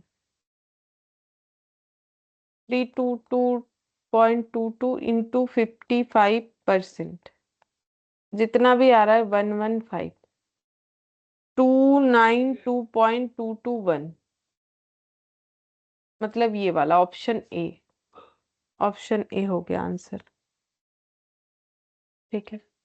तो ये केस सिनेरियो वाला क्वेश्चन भी हम लोग का कंप्लीट हो गया, मार्जिनल कॉस्टिंग का। अच्छा, अब ये बंद कर देते हैं। अब हम लोग जो है एमसीक्यू करते हैं। तो एमसीक्यू में देखते हैं क्या दिया है।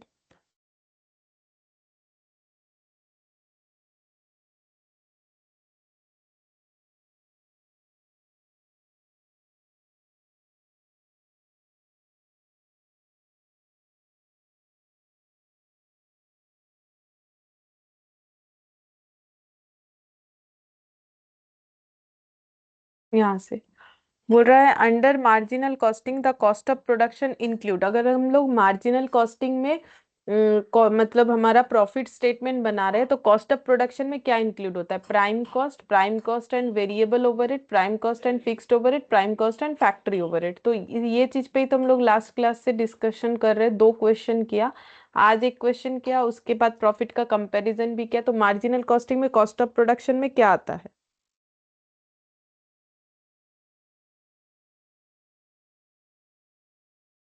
मार्जिनल कॉस्टिंग में कॉस्ट ऑफ प्रोडक्शन में क्या आता है? यहाँ नहीं लिखा है हम लोगों ने, मार्जिनल कॉस्टिंग में कॉस्ट ऑफ प्रोडक्शन में क्या आता है।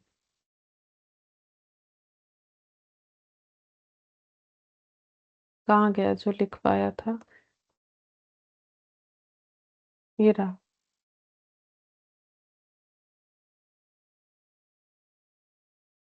ये तो लिखा हुआ इसी पे बेस्ड करके किया। तो मार्जिनल कॉस्टिंग में कॉस्ट ऑफ प्रोडक्शन में क्या आता है?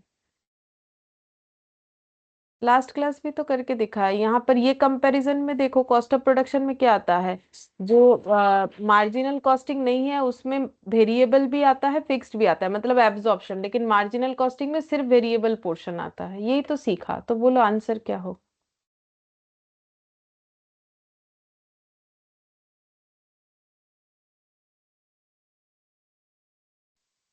बी। बी होगा, सही है। प्राइम कॉस्ट आता है, वेरिएबल ओवरहेड आता है। ये रहा। ये सब है।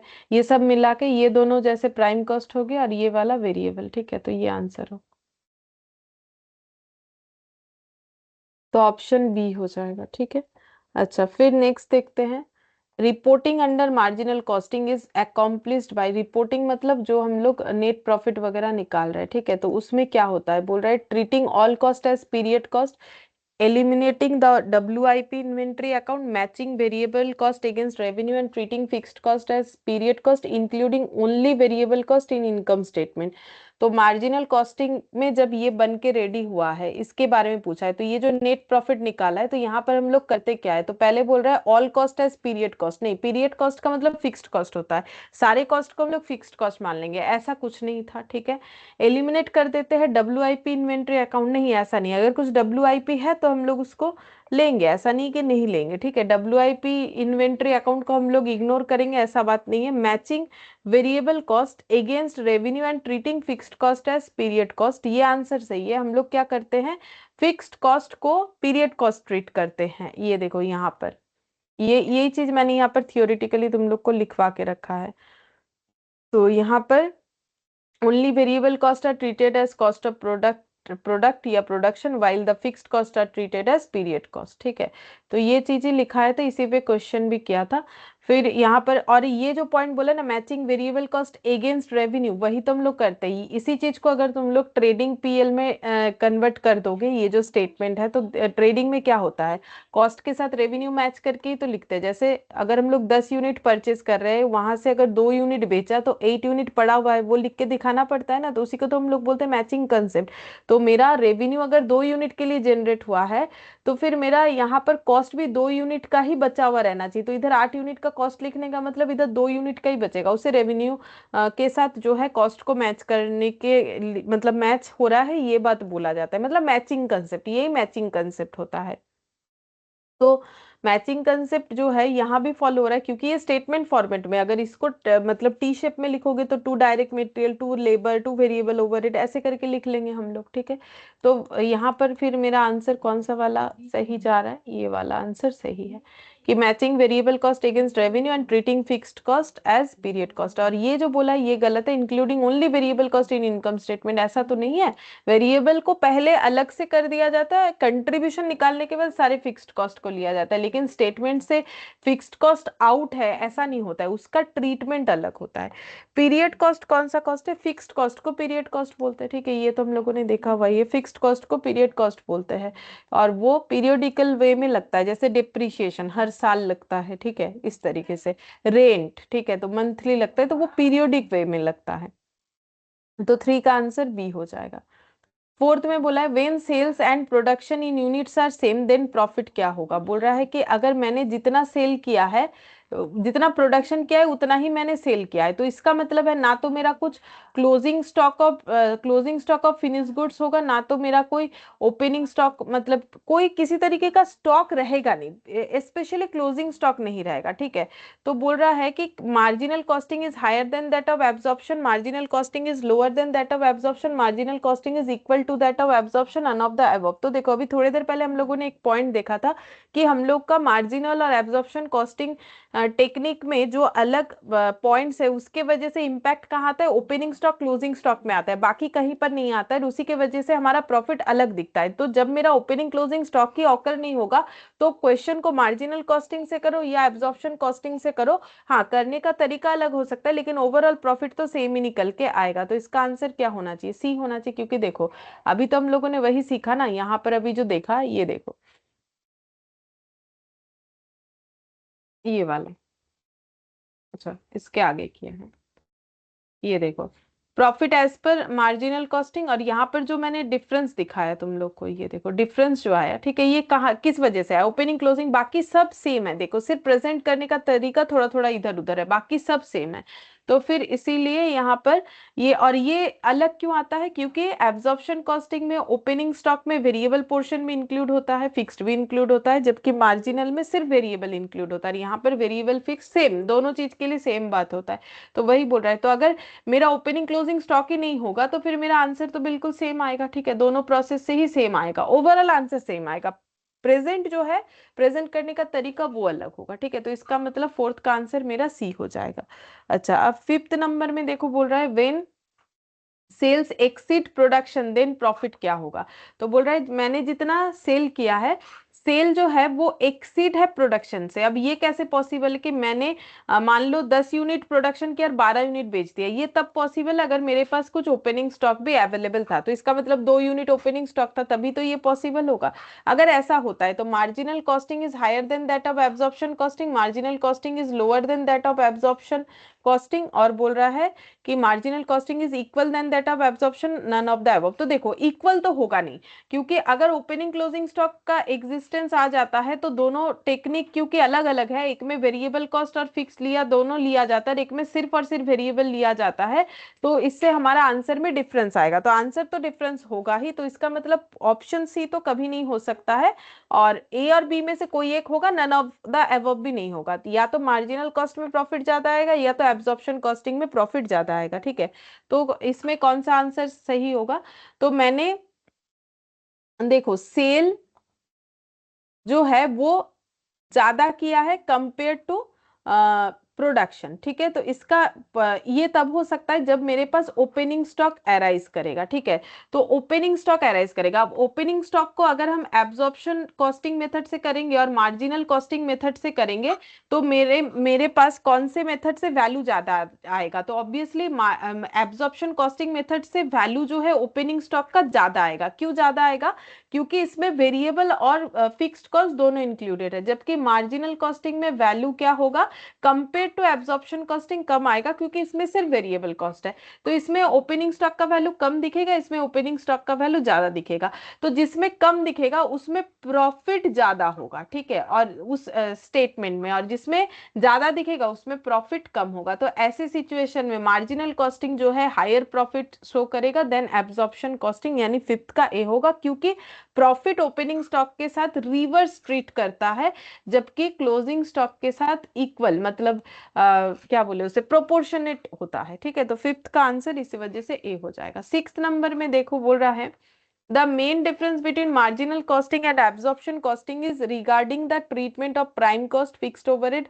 तो देखो ये फिक्स्ड ओवरहेड के वजह से ही तो डिफरेंसेस दिखता है, ठीक है, फिर बोल रहा है अंडर प्रॉफिट वॉल्यूम रेशियो, अगर पीवी रेशियो मेरा कम आ रहा है, ठीक है, द टर्म प्रॉफिट, अच्छा sorry, under profit volume ratio, अच्छा प्रॉफिट वॉल्यूम रेशियो के अंदर बोल रहा है कि प्रॉफिट का मतलब क्या है, तो यहाँ पर प्रॉफिट का मतलब तो कंट्रीब्यूशन होता है, तो ढूंढो कहाँ कंट्रीब्यूशन लिखा हुआ है, बोल रहे means the sale proceeds in excess of total cost, नहीं टोटल कॉस्ट से सेल ज्यादा है, same thing as is generally understood, मतलब प्रॉफिट का मतलब वही होता है जो हम लोग नॉर्मली समझते हैं, नहीं, it in fact refers to contribution, sales revenue minus variable cost, तो सिक्स सेवेंथ का आंसर हम लोग का सी हो जाएगा। एट्थ नंबर पे देखो क्या बोल रहा है, factors which can change the break even point, ठीक है, तो ब्रेक इवन पॉइंट कब चेंज हो सकता है, तो अगर देखो ब्रेक इवन पॉइंट का फॉर्मूला क्या है, ब्रेक इवन पॉइंट है fixed cost divided by PV ratio, अगर रुपीज में निकालना चाहते हैं, या फिर fixed cost divided by contribution per unit, अगर हम लोग यूनिट में निकालना चाहते हैं, तो अगर मेरा फिक्स्ड कॉस्ट चेंज होगा तो ऑब्वियसली मेरा ब्रेक इवन का वैल्यू चेंज हो, जैसे मान लो फिक्स्ड कॉस्ट 100 था, पीवी रेशियो 10% था, तो जो आंसर आएगा अगर ये 120 हो गया नीचे 10% ही, तो ऑब्वियसली अलग आंसर आएगा। चेंज इन वेरिएबल कॉस्ट, तो वेरिएबल कॉस्ट चेंज होने से पीवी रेशियो चेंज होगा, पीवी रेशियो चेंज होगा तो फिक्स जो है मेरा क्या बोलते हैं उसे, ब्रेक इवन पॉइंट चेंज होगा, तो ये भी होगा। सेलिंग प्राइस चेंज होगा तो कंट्रीब्यूशन चेंज होगा, कंट्रीब्यूशन चेंज होगा तो पीवी रेशियो चेंज होगा, चाहे ये देख लो चाहे ये देख लो, तो फिर इसमें भी इम्पैक्ट आएगा, तो आंसर मेरा ऑप्शन डी हो जाना चाहिए, एट्थ का आंसर डी हो जाएगा, इसका मतलब कि सारे कंडीशन पे ही fixed cost sorry break even point मेरा चेंज हो जाएगा। पीवी रेशियो 40% ऑफ सेल्स है, what about the remaining 60% of sales? तो ये वेरिएबल कॉस्ट है, ठीक है। अगर 40% सीवी रेशियो हम लोगों ने स्टार्टिंग में ही पढ़ा था, ठीक है, तो ये हो जाएगा 60% जो है वो वेरिएबल कॉस्ट हो जाएगा। फिर 10th नंबर में देखते हैं। बोला है कि पीवी रेशियो है प्रोडक्ट का 0.6, प्रॉफिट है 9000, द मार्जिन ऑफ सेफ्टी कितना होगा? ठीक है, तो एक फॉर्मूला हम लोगों ने लिखा हुआ है, देख सकते हो, मार्जिन ऑफ सेफ्टी का profit divided by PV ratio. तो ये डिवाइड करके देखना पड़ेगा, 9000 डिवाइडेड बाय 0.6 कितना आ रहा है? 15000। तो इसमें आंसर हो गया 10 का बी, 15000। ठीक है, तो ये 10 जो है हम लोग का 10 तक ही है, ठीक है। ये भी मेरा मार्जिनल कॉस्ट का जो एमसीक्यू है ये भी कंप्लीट हो गया, ठीक है। अब स्टैंडर्ड कॉस्टिंग में आते हैं। स्टैंडर्ड कॉस्टिंग का क्योंकि बाकी था हम लोग का, दिखा देते हैं। मार्जिनल कॉस्ट का हो गया, अब हम लोग स्टैंडर्ड कॉस्ट का करेंगे।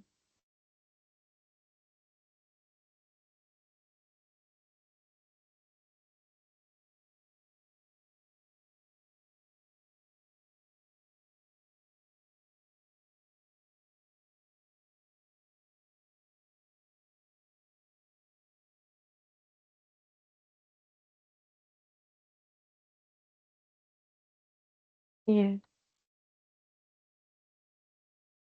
अच्छा, सबसे पहले बोला है under standard cost system the cost of production determined at the beginning of the production is its। तो बोल रहा है कि स्टैंडर्ड कॉस्टिंग सिस्टम में जो हम लोग प्रोडक्ट का कॉस्ट डिटरमाइन करते हैं स्टार्टिंग में ही, वो किस तरीके से करते हैं? तो वो डायरेक्ट कॉस्ट होता है, प्री डिटरमाइन, हिस्टोरिकल। तो ऑब्वियसली प्री डिटरमाइंड कॉस्ट होगा ना, क्योंकि हम लोग कुछ जो है पहले से ही सोच लेते हैं कि हाँ ऐसा हो सकता है। स्टैंडर्ड कॉस्ट तो ऑल अबाउट एस्टिमेशन है ना, कि ये हो सकता है। तो प्री डिटरमाइंड कॉस्ट हो जाएगा। वन का आंसर हम लोग का क्या हो जाएगा? बी हो जाएगा, ठीक है। अच्छा, फिर बोल रहा है द डेविएशन मतलब difference between actual and standard cost is known as. तो एक्चुअल और जो स्टैंडर्ड में डिफरेंस आता है उसी को तुम लोग वेरिएंस एनालिसिस बोलते हैं। तो क्या हो जाएगा? Multiple analysis, variable cost analysis, ऐसा कुछ नहीं, वेरिएंस एनालिसिस, ठीक है। वेरिएबल कॉस्ट थोड़ी ना सिर्फ एनालिसिस करते, पूरा वेरिएंस ही एनालिसिस करते। तो फिर इसका आंसर हम लोग का हो जाएगा सी, ठीक है। अच्छा, फिर नेक्स्ट बोल रहा है the standard which is attainable under favourable condition is. तो बोल रहा है कि वो स्टैंडर्ड जो हम लोग अचीव कर पा रहे फेवरेबल कंडीशन में। तो देखो, मतलब हम लोग एक्चुअली क्या करते हैं, पहले एक स्टैंडर्ड डिसाइड कर लेते हैं कि जैसे मार्केट से मटेरियल खरीदने जाएंगे तो इतने में मिलेगा या फिर ऐसा होगा। तो हम लोग जो ये जो सोच रहे हैं कि भाई ऐसा ही होगा, तो ये एक फेवरेबल कंडीशन है कि हाँ इतने में ये मटेरियल मिल जाएगा, लेबर मेरे से इतना रुपए लेगा। तो ये जो है ये और प्रैक्टिकल में फर्क हो जाता है, ठीक है। जो हम लोग सोचते हैं, हम लोग ज्यादा ही मतलब पॉजिटिवली सोच लेते हैं कि हाँ ऐसा सोच रहे हैं ऐसा ही होगा। तो ये जो इस तरीके का जो सोच है ना, जहां पर हम लोग ज्यादा मतलब पॉजिटिव होके सोच रहे हैं, तो इसको हम लोग बोलते हैं थियोरेटिकल स्टैंडर्ड, ठीक है। मतलब जो प्रैक्टिकल में हो ना हो पता नहीं, इसको इसीलिए थियोरेटिकल स्टैंडर्ड बोला जाता है। तो जो यहाँ पर आंसर है वो थियोरेटिकल स्टैंडर्ड होगा, मतलब the standard which is attainable under favourable, favourable condition में जो अटेन कर पा रहे हैं वो मेरा थियोरेटिकल स्टैंडर्ड है, ठीक है। फिर नेक्स्ट बोला है the standard most suitable from cost control point of view is, ठीक है। तो यहां पर बोला है the standard most suitable from cost control point of view, cost को कंट्रोल करने के लिए जो स्टैंडर्ड सबसे ज्यादा सूटेबल है, ठीक है ये। तो normal standard, theoretical, expected standard, basic standard. अच्छा, ये क्या बोलना चाह रहे हैं? The standard most suitable,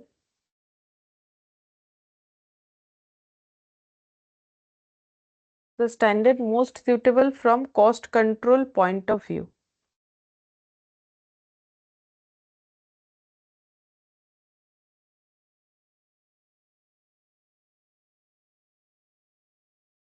normal standard, theoretical standard, expected standard, basic standard. अच्छा ये देखते हैं, ये मुझे भी नहीं समझ में आ रहा है फिलहाल क्या होगा। ठीक है, तो देखते हैं क्या आंसर है, उसके बाद बताते हैं। फिफ्थ नंबर वाला देखते हैं। Overhead cost variance is, overhead cost variance क्या है? तो बोल रहा है the difference between overhead recovered on actual output minus actual overhead incurred. तो बोल रहा है डिफरेंस बिटवीन ओवरहेड रिकवर्ड, तो ये तो फॉर्मूला है। ओवरहेड कॉस्ट वेरिएंस क्या होता है? ओवरहेड कॉस्ट वेरिएंस का मतलब होता है, देखो ये यही वाला होगा। देखो जैसे ये क्या लिखा है, the difference between budgeted overhead cost and actual overhead cost, इसे तो हम लोग बोलते हैं एक्सपेंडिचर वेरिएंस। अगर फॉर्मूला याद आ रहा है तो ये होता है ओवरहेड एक्सपेंडिचर। फिर बोल रहा है obtaining by multiplying standard overhead absorption rate with the difference between standard hour for actual output and actual hours worked. ठीक है, तो ये तो मेरे हिसाब से वॉल्यूम वेरिएंस था। ठीक है, ये देखो वॉल्यूम वेरिएंस था। क्या बोला है? मल्टीप्लाई करना है स्टैंडर्ड ओवरहेड एब्जॉर्प्शन रेट। तो स्टैंडर्ड रेट को मल्टीप्लाई करना है किसमें? Standard hours minus actual hours, मतलब actual hours for actual output, standard hours for actual output. तो इससे हम लोग का क्या निकलता है? वॉल्यूम वेरिएंस निकलता है। हमें बोला ओवरहेड कॉस्ट, तो कॉस्ट वेरिएंस क्या है? तो ये तो वॉल्यूम हो गया, ये भी नहीं होगा। ये पढ़ लेते एक बार अच्छे से। डिफरेंस बिटवीन ओवरहेड रिकवर्ड, हाँ ओवरहेड रिकवर्ड माइनस क्या होता है? Actual overhead. तो रिकवर्ड माइनस एक्चुअल, तो वही ओवरहेड कॉस्ट वेरिएंस होता है। तो फिफ्थ का आंसर हम लोग का ए होना चाहिए। ठीक है, तो फिफ्थ का आंसर ए हो जाएगा। अच्छा, फिर सिक्स नंबर पे देखते हैं, सिक्स नंबर पे क्या बोला है। सिक्स नंबर पे है which of the following variance arises when more than one material is used. तो एक से ज्यादा जब मटेरियल यूज होता है, मिक्स वेरिएंस। ठीक है, ये सबसे ज्यादा इंपॉर्टेंट होता है ना, हम लोग मटेरियल में तो यही मेन सीखने वाला था कि मिक्स वेरिएंस कब आता है। जब मोर देन टू वेरिएबल्स हो जाएगा तो फिर जो है मिक्स वेरिएंस आएगा। टू रॉ मटेरियल, बेसिकली दो तरीके का अगर रॉ मटेरियल आ जाता है तो फिर मिक्स वेरिएंस होगा। अच्छा, तो सिक्स का आंसर हम लोग का डी हो जाएगा इसका मतलब। ठीक है, और फाइव का हम लोग का ए हुआ। अच्छा, इसके आगे मेरा फोर्थ वाला नहीं हुआ, थ्री वाला हम एक बार चेक कर लेते। थ्री का मैंने बोला थियोरिटिकल सही है, और टू का वेरिएंस एनालिसिस, ये तो आसान था, इसमें कोई कंफ्यूजन था नहीं। और वन का भी बी, ये भी ठीक है। अच्छा, अब सिक्स्थ नंबर पे, यहाँ पर सिक्स नंबर पे बोला है which of the following variance arises when more than one material is used, ये भी पढ़ लिया। सेवेंथ नंबर पे आते जो कि एक कैलकुलेटिव क्वेश्चन है। बोल रहा है यहाँ पर the standard hour for 100 unit of output are 400 at the rate of 2 per hour and actual hours are hours are 380 2.25 per, then the labour rate variance कितना होगा? अच्छा, रेट वेरिएंस निकालना है लेबर का। तो लेबर रेट वेरिएंस कैसे निकलता है? Standard rate minus actual rate into actual hours. ठीक है, तो स्टैंडर्ड रेट कितना है? 2 per hour and actual hours 2.25। अच्छा, 2 और 2.25 ये डिफरेंस, और एक्चुअल आवर्स कितना है? 380। तो देखते हैं, तो ये 2 और 2.25, तो ये हो जाएगा 25 0.7, 95। तो 95 क्या होगा? एडवर्स हुआ कि फेवरेबल हुआ? तो हम लोगों का एक्चुअली तो 2.25 खर्चा लग रहा है, तो फिर एडवर्स हो गया, मतलब ए। देख लेते एक बार, हाँ सेवन का ए है कि नहीं।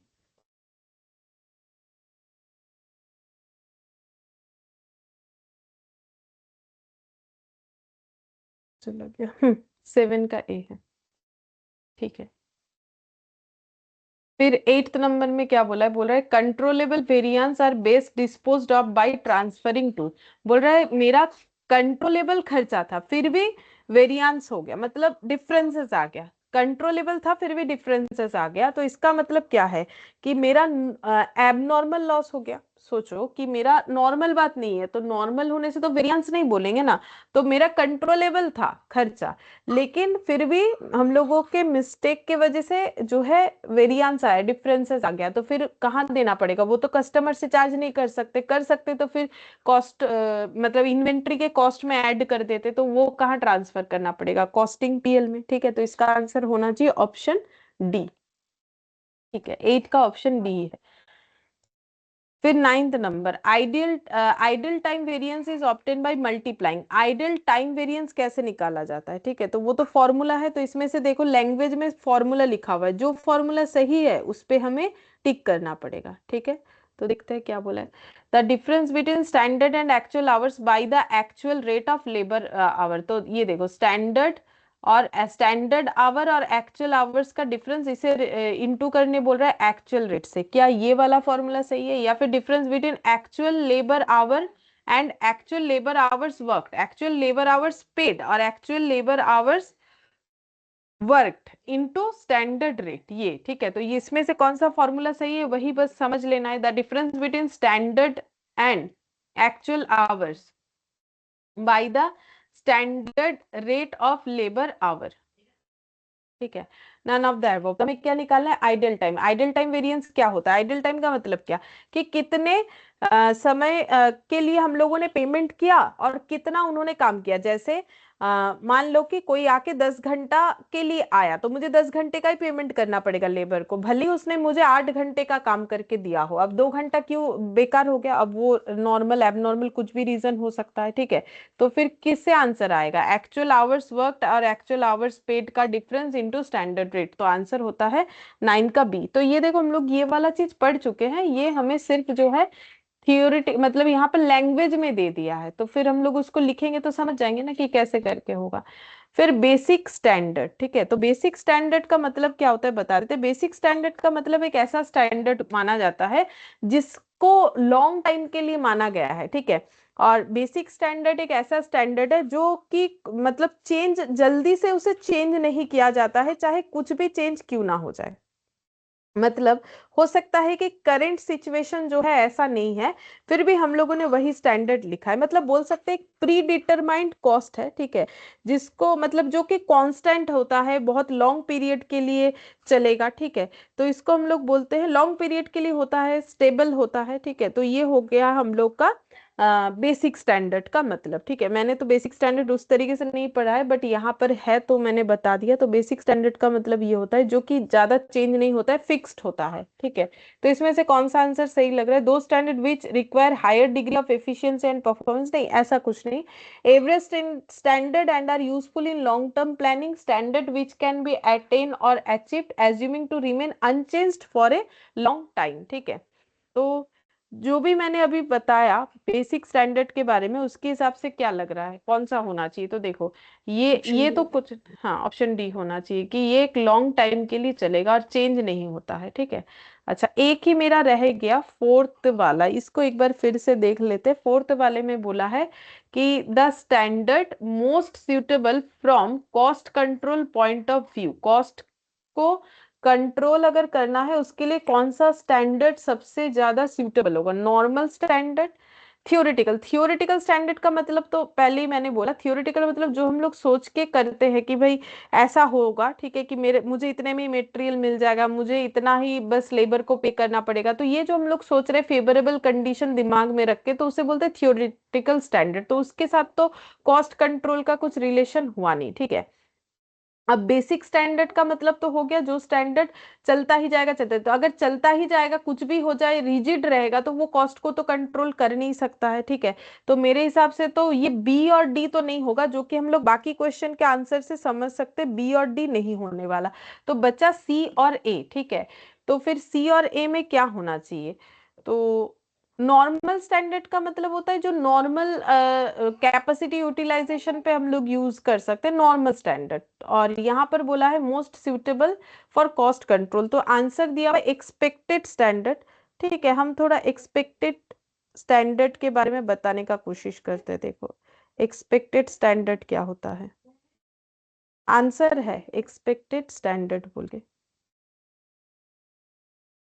तो दो तो नहीं होगा, वो तो समझ गया हम लोग, ठीक है। एक्सपेक्टेड स्टैंडर्ड का मतलब होता है फ्यूचर का कॉस्ट ऑफ प्रोडक्ट और प्रोसेस, ठीक है, जो कि कैलकुलेट करते हैं हम लोग। यहाँ पर देख लेते हैं क्या बोल रहा है थोड़ा। ये एक्चुअली इतना समझो कि ये देखो, अब हर एक चीज छोटा छोटा कितना कुछ निकल के आ सकता है, थोड़ा थोड़ा वो थ्योरी तुम लोग को भी एक बार देख लेना है, कुछ नहीं समझ में आए तो मुझे बता सकते हो। बट ये जो एक्सपेक्टेड स्टैंडर्ड है ना, एक्सपेक्टेड स्टैंडर्ड के लिए ये बोला गया है कि ये फ्यूचर पीरियड के कॉस्ट को कंट्रोल करने के लिए ही ये स्टैंडर्ड बनाया जाता है, ठीक है।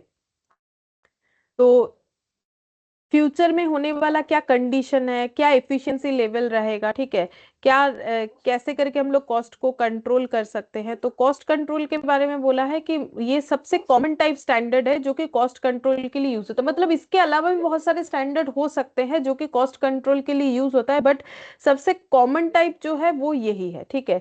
तो फिर ये बस याद रखो कि कॉस्ट को कंट्रोल करने के लिए कौन सा स्टैंडर्ड यूज होता है, एक्सपेक्टेड स्टैंडर्ड यूज किया जाता है, ठीक है। इससे हम लोग परफॉर्मेंस भी मेजरमेंट कर सकते हैं, ये चीज बोला हुआ है, ठीक है। तो बाकी यहाँ पर तो हम लोग का ये सारा चीज कंप्लीट हो गया। अच्छा, और यहाँ पर और क्या रहा, ये भी कंप्लीट हो गया। और ये जो है ड्रॉ, ड्रॉ और कुछ बोलने वाला वैसा है नहीं। मैंने देखो ये जो मेन एंगल ऑफ इंसिडेंस वाला ड्रॉ है वो बता दिया, ड्रॉ आएगा भी नहीं, तुम लोग खुद से देख सकते हो, यहाँ मैंने ऐड कर रखा है, ठीक है, कि कैसे करके ड्रॉ होगा। वही यही वो जो मैंने बताया ना, ब्रेक इवन चार्ट जैसा, ठीक है। तो वही पॉइंट वगैरह पुट करके करना है, वैसे एग्जाम में ये सब आएगा नहीं। एक बार चाहो तो देख सकते हो कि सेल्स लाइन कॉस्ट लाइन ऐसे करके बना हुआ है, किस तरीके से किया हुआ है। इसको नहीं भी देखोगे तो भी चलेगा, इससे रिलेटेड जो क्वेश्चंस था वो तो हम लोगों ने कर लिया कि कैसे करके पीवी रेशियो जो भी थोड़ा बहुत इसमें बोला हुआ था, ठीक है। तो ये देखो कंप्लीट हो गया हम लोग का, जो पेंडिंग था एमसीक्यू वो भी कंप्लीट हो गया, ठीक है। तो नेक्स्ट क्लास में हम लोग बजट स्टार्ट करेंगे जो कि हम लोग का लास्ट चैप्टर है। आज हम लोग इतना ही करते हैं।